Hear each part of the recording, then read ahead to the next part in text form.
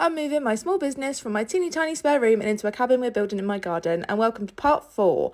So this is quite an exciting part. As you can see, I'm straight up on the roof tacking in the felt. Call me crazy, but I'm hanging off the edge, hammering in all the little pins in there, while Dan is on safe ground putting in all this blue batting in, which, don't get me wrong, I did not want to touch, because it's quite important, the placement of it, as it's what our cladding sticks to, which is what we're moving on to now. Ezra's in his bouncer inside the cabin, bouncing away, keeping us company. Parenting 101 going on right here.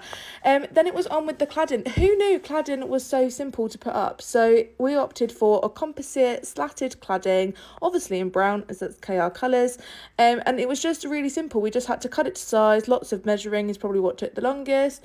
Lining it up, clicking it into place, and then drilling it in, which is what I'm doing here. Now, I kid you not, you guys probably aren't going to believe me, but I did half of this entire building. Half. Dan did the other half while I was working on this side, so we were cutting in all around the windows. This is probably the most fun I've had in this entire build, because I think it's the first time I've been able to properly get involved.